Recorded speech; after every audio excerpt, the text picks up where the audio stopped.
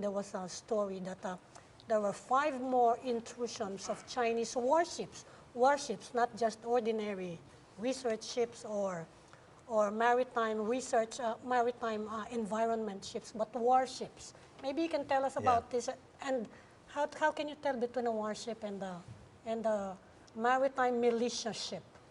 That seems to be a correct report, Amy, because I got this report from the commander of the Western Mindanao Command, General Subihana, and I asked him if this happened July or earlier. He said, no, sir, it's August, so that's the end of July to August. So these are new passings, it's transiting again.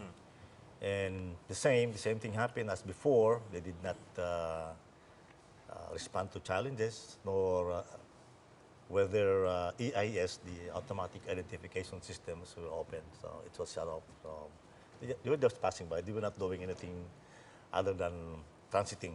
That's what the. But you did call their attention to it. Yeah, I remember that when I met Ambassador Xiao at the opening of the Senate in July 1st. Yes.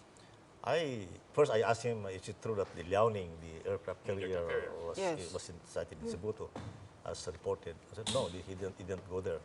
What about the 4 instances that your warships passed by the Cebuto Strait since February up to about start of July? I said they did not respond to our challenges. They shut off their automatic identification system. And you know what he said? He said, that is wrong. We are friends. They should not be doing that. So he told me that he's going to contact the PLA Navy to inform the embassy, the embassy of the Chinese here in the Philippines, so that they can inform us.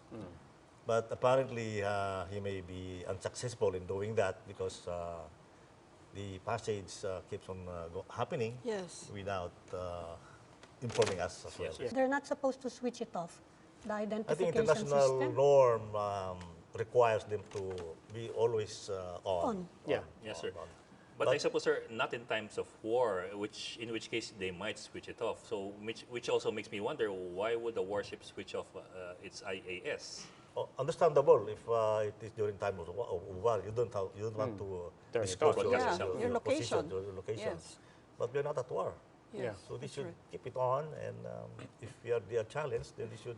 So also respond. Should we see this as China, I don't know, throwing a Exerting, gauntlet down, challenging us? Because clearly they're doing it in broad daylight for us to see through a narrow strait. And it's the second time it's happened.